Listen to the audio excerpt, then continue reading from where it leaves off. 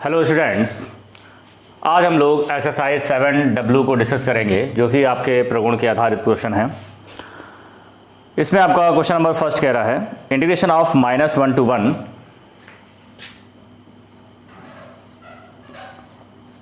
Integration of -1 to 1 x sine inverse x D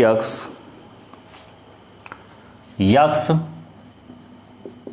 sign inverse x d x divide by under root में 1 minus का x square.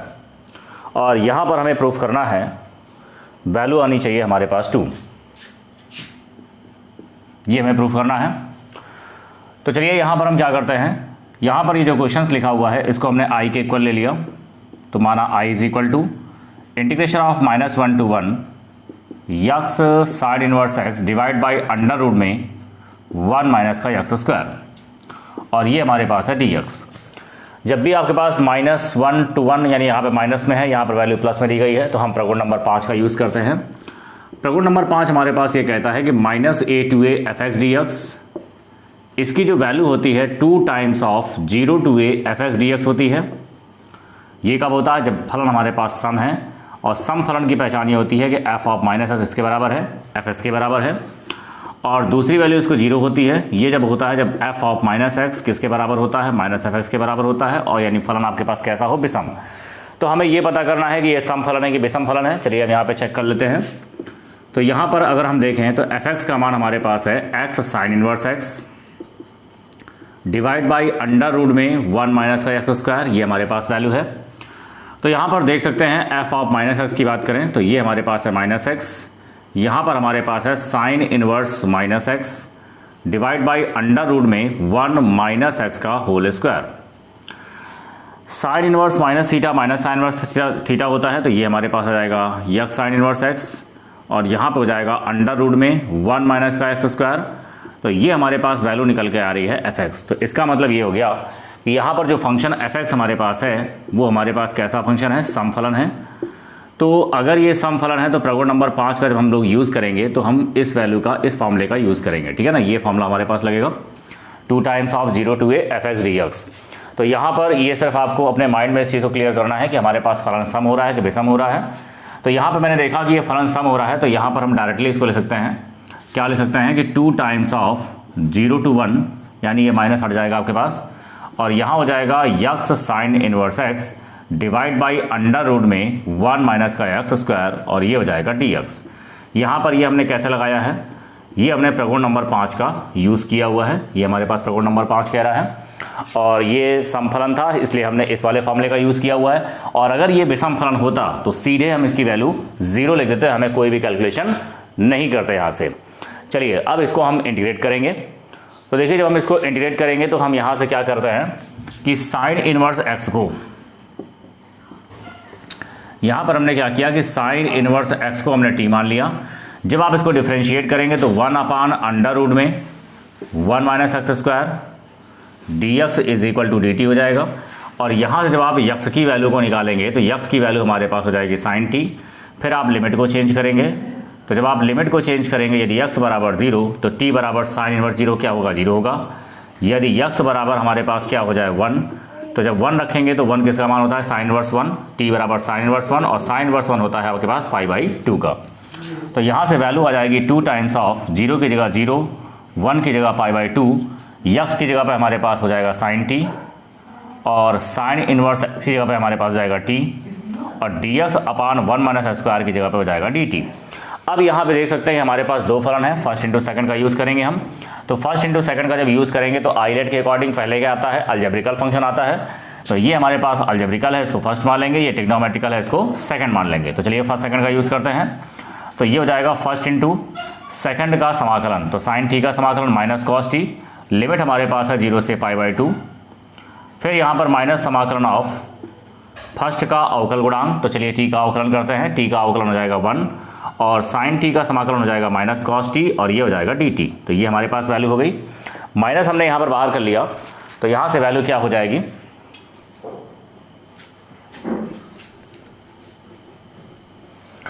तो यहाँ से देखिए हमारे पास हो गया, ये हो जाएगा 2 माइनस हमने बाहर कर लिया, तो ये हो जाएगा टी कॉस टी, लिमिट हमारे पास है 0 से π/2।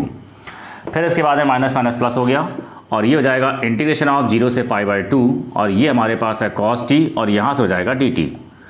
अब यहाँ पर पहले आप अपर लिमिट रखेंगे, तो जब आप अपर लिमिट रखेंगे तो ये देखिए π/2 रख दिया, और फिर हमारे पास हो गया कॉस का π/2, और लोअर लिमिट 0 रखेंगे तो 0 का से मल्टीप्लाई करेंगे, वैल्यू हो जाएगी 0। फिर यहाँ पे कॉस टी का समाकलन हमारे पास क्या होता है, साइन टी, लिमिट हमारे पास है 0 से π/2। अब आप देख सकते हैं कॉस 90 की वैल्यू 0 हो जाएगी, तो ये पूरा टर्म्स आपके पास क्या हो गया, 0। अब यहाँ पर पहले अपर लिमिट रखेंगे तो साइन का π/2, माइनस करके लोअर लिमिट रखेंगे तो वैल्यू हो जाएगी साइन ऑफ 0। तो यहाँ से हो जाएगा 2, साइन 90 की वैल्यू 1 हो जाएगी, साइन 0 की वैल्यू 0 हो जाएगी, तो यहाँ से वैल्यू हमारे पास आएगी 2, और ये हमारे पास इसका आंसर हो गया। चलिए आगे हम देखेंगे क्वेश्चन नंबर 2 को।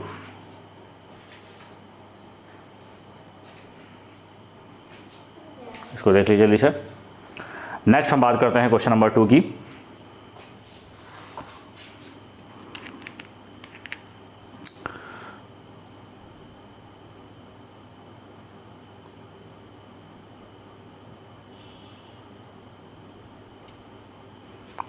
क्वेश्चन नंबर 2 हमारे पास कह रहा है,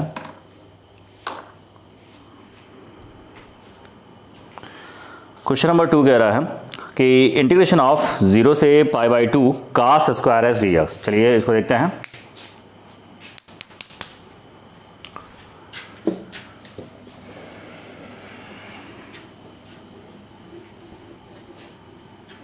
तो यहां पर हमारे पास कह रहा है इंटीग्रेशन ऑफ 0 से π/2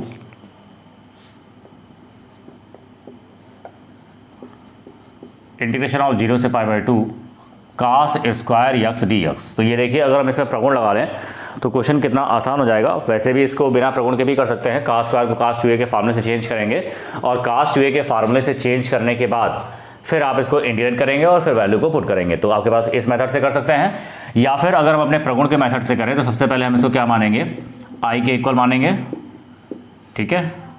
तो ये हो जाएगा 0 से π/2 cos square x d x. इसको हमने समीकरण नंबर 1 मान लिया। अब यहाँ पर हम लगा रहे हैं प्रगुण नंबर 4। तो देखिए जब प्रगुण नंबर 4 हम अप्लाई कर रहे हैं तो प्रगुण नंबर 4 के लिए क्या चाहिए, लोअर लिमिट 0 चाहिए, अपर लिमिट आपके पास a हो, तो 0 to a F x d x हमारे पास होता है 0 से a एफ ऑफ, ये जो अपर लिमिट होती है उसको x से घटाते हैं, a माइनस का x डी एक्स, ये होती है आपके पास प्रगुण नंबर 4। तो देखिए जब हम इसको अप्लाई करेंगे तो ये हो जाएगा 0 से π/2, लोअर लिमिट 0 है, प्रगुण नंबर 4 लग सकती है। तो यहाँ से x पे हम क्या रखेंगे, अपर लिमिट को x से घटाइए π/2 माइनस x, तो यहाँ पर हम रखेंगे cos स्क्वायर π/2 माइनस का x, और ये हो जाएगा dx। अब यहाँ पर जो वैल्यू आ रही है इंटीग्रेशन ऑफ 0 से π/2 cos 90 माइनस थीटा क्या होता है, साइन थीटा होता है, तो ये वैल्यू हो जाएगी साइन स्क्वायर x dx, और इसको हमने मान लिया समीकरण नंबर 2। ये दोनों ही i की वैल्यू हैं। अब यहाँ से प्रगुण लगाने के बाद जो आपके पास वैल्यू आ रही है और जो प्रगुण के पहले था उसको आपके पास फर्स्ट था, इन दोनों इक्वेशन को आप जोड़ देंगे तो लेफ्ट से जुड़ेगा तो i और i कितना हो जाएगा 2i, और लिमिट हमारे पास है 0 से π/2, दोनों में सेम है। तो ये लिमिट अगर हम अलग आपके पास कॉमन लेते हैं तो वैल्यू क्या हो जाएगी, cos स्क्वायर एक्स प्लस का साइन स्क्वायर एक्स। तो आप देख सकते हैं जब वैल्यू हमारे पास है cos square plus sine square x, तो ये हो जाएगा 0 से π/2, cos square plus sine square 1 हो जाएगा, और 1 का समाकलन होता है हमारे पास x, और लिमिट हमारे पास है 0 से π/2। तो ये हमारे पास 2i की वैल्यू चल रही थी। यहाँ पर जब आप अपर लिमिट रखेंगे तो यहाँ से जब अपर लिमिट रखेंगे तो ये हो जाएगा π/2, माइनस करके लोअर लिमिट रखेंगे 0 हो जाएगा, तो 2i की वैल्यू हो जाएगी π/2, then i is equal to value आएगी π/4। और i किसका मान चल रहा था, i हमारे पास चल रहा था इंटीग्रेशन ऑफ 0 से π/2 cos square x d x is equal to π/4। तो इस तरीके से आप इस क्वेश्चन को सॉल्व करेंगे, ठीक है। नेक्स्ट हम बात करेंगे क्वेश्चन नंबर 3 की।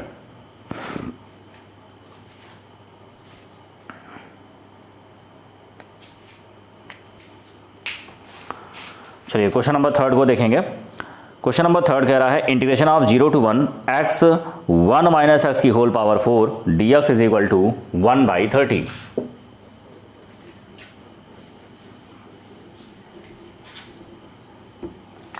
हमारे पास क्या वैल्यू दी गई है, इंटीग्रेशन ऑफ 0 to 1, और question number 3 is integration of 0 to 1 x 1 minus x की पावर 4, और ये हमारे पास है dx, और हमें प्रूफ करना है वैल्यू आनी चाहिए 1/30, ये हमारे पास वैल्यू आनी चाहिए। तो देखिए अगर ये वैल्यू हमारे पास चाहिए तो हम यहाँ पर जो वैल्यू दी गई है इसको हम i के इक्वल मानेंगे। तो माना i is equal to integration of 0 to 1 x 1 minus x की होल पावर 4 dx। अभी हम यहाँ से क्या कर रहे हैं, प्रगुण नंबर 4 को अप्लाई कर रहे हैं। तो देखिए प्रगुण नंबर 4 क्या होती है, अपर लिमिट को x से घटाएंगे, तो अपर लिमिट 1 है, 1 को x से माइनस करिए तो वैल्यू आ जाएगी इंटीग्रेशन ऑफ 0 to 1। यहाँ पर जब आपने प्रगुण नंबर 4 लगाया तो ये हो जाएगा 1 माइनस एक्स, और x की जगह पर रखेंगे तो यहाँ पे हो जाएगा 1 माइनस एक्स, तो ये हो जाएगा 1 प्लस एक्स, और ये पावर में 4 है।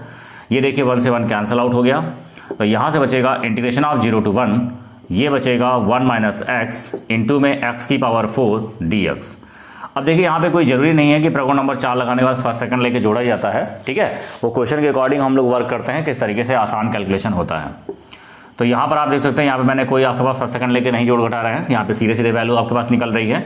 x की पावर 4 का अंदर गुणा करेंगे तो x की पावर 4, और ये हो जाएगा x की पावर 5 dx।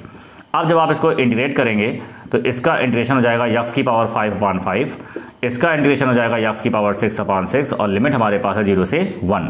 पहले आप सब जगह अपर लिमिट रखेंगे, तो यहाँ से i इज इक्वल टू क्या हो जाएगा, सब जगह अपर लिमिट रखें तो ये हो जाएगा 1/5 माइनस का 1/6, लोअर लिमिट रखेंगे तो पूरी वैल्यू 0 हो जाएगी। चलिए 6 और 5 का एलसीएम लेंगे 30 हो जाएगा, और यहाँ पर हो जाएगा 6 - 5, तो वैल्यू आ जाएगी 1/30, और ये हमारे पास इसका आंसर हो गया। नेक्स्ट हम बात करेंगे क्वेश्चन नंबर 4 की।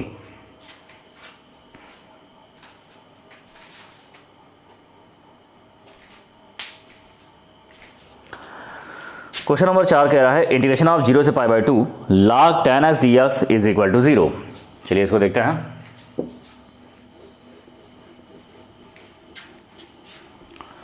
इंटीग्रेशन ऑफ 0 से π/2 log tan x dx, ये हमारे पास 4 नंबर है। 0 से π/2 log tan x dx is equal to क्या है, 0। तो इसमें भी देखिए हम प्रॉपर्टी का यूज़ कर लेते हैं। यहाँ पर मैंने क्या किया कि इसको i के इक्वल मान लिया, माना i is equal to integration of 0 से π/2 log tan x dx।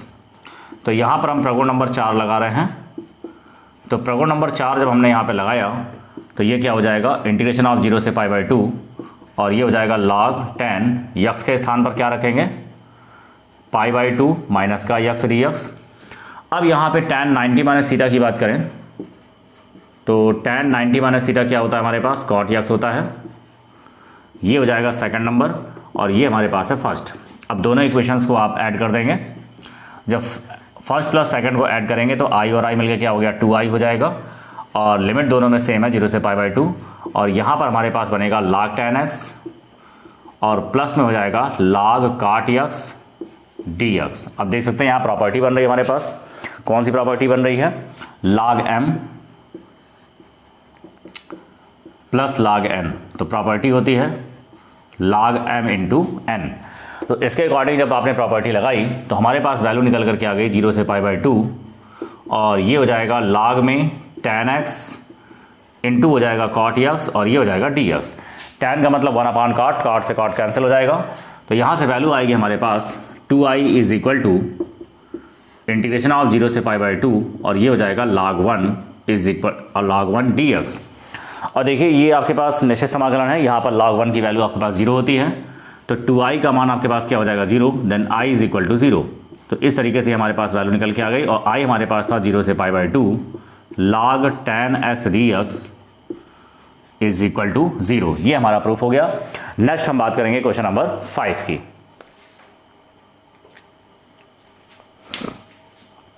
चलिए क्वेश्चन नंबर 5 को देखेंगे।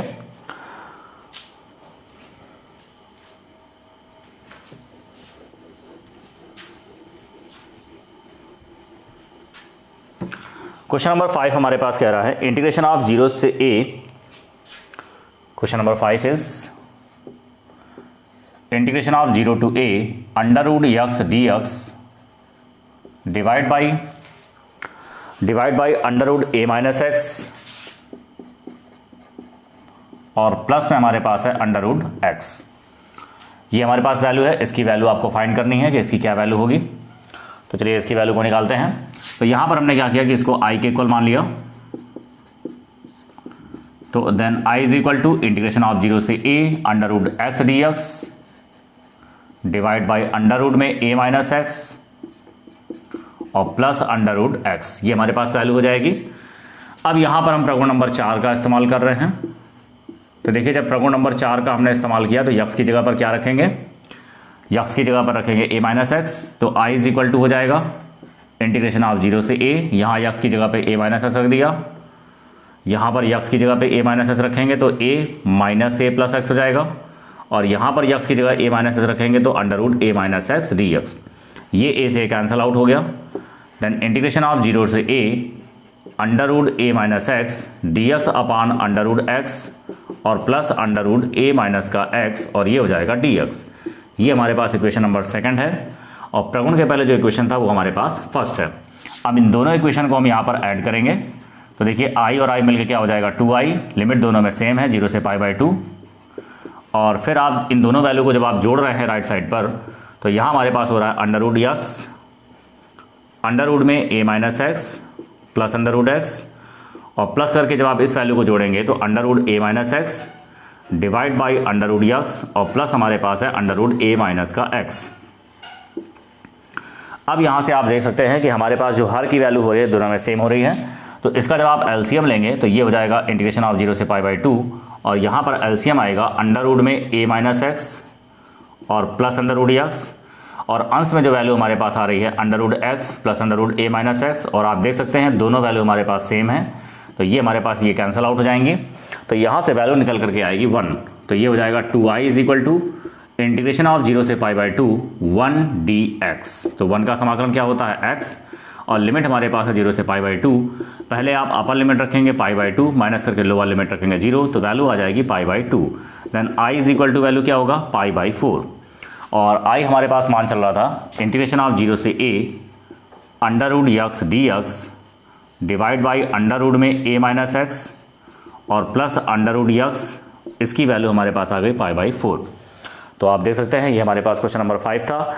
नेक्स्ट हम लोग बात करेंगे क्वेश्चन नंबर 6 की। चलिए क्वेश्चन नंबर 6 को देखते हैं। यहां पर हमारे पास कह रहा है इंटीग्रेशन ऑफ 0 से π/2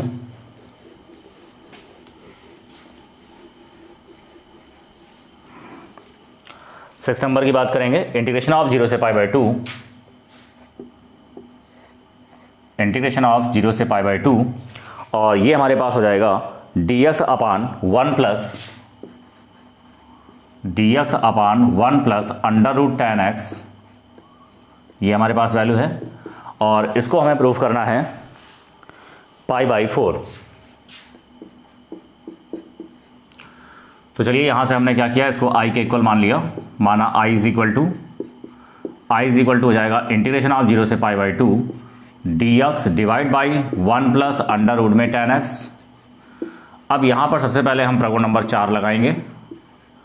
तो प्रगुण नंबर 4 जो हम लगाएंगे तो x के स्थान पर क्या रखेंगे π/2 माइनस एक्स, अपर लिमिट जो भी होती है, तो यहाँ हो जाएगा 0 से π/2 dx divide by 1 plus under root में, यहाँ पर आपने रख दिया x के स्थान पर π/2 माइनस का x रख दिया, और tan का 90 माइनस थीटा ये वैल्यू होती है cot थीटा।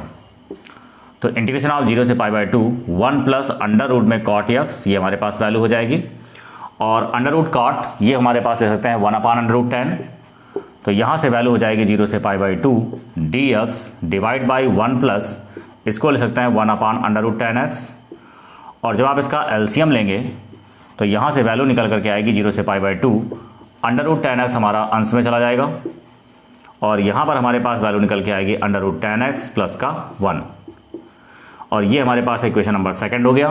ये जो वैल्यू थी इक्वेशन नंबर 1 है, और ये हमारे पास i के इक्वल चल रहा था। अब दोनों इक्वेशंस को हम यहाँ पर ऐड कर देंगे। चलिए ऐड इक्वेशन 1 एंड 2, तो जब आप लेफ्ट से लेफ्ट को ऐड करेंगे तो हमारे पास आएगा 2i, और ये हो जाएगा लिमिट 0 से π/2 दोनों में सेम है, और जब आप इन दोनों को ऐड करेंगे तो वैल्यू हमारे पास आएगी 1 अपान 1 प्लस अंडर रूट 10x, और प्लस में हमारे पास है under root 10x divide by 1 plus under root 10x। तो ये हमारे पास वैल्यू है जब आप दोनों को ऐड कर रहे हैं।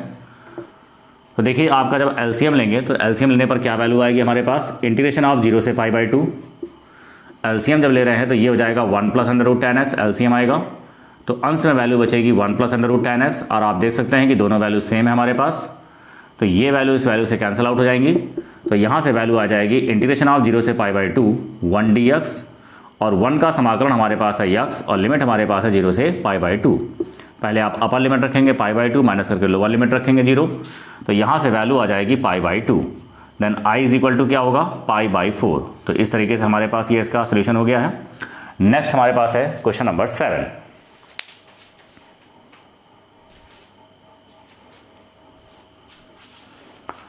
चलिए क्वेश्चन नंबर 7 को देख लेते हैं। क्वेश्चन नंबर 7 कह रहा है इंटीग्रेशन ऑफ 0 से पाई बाई 2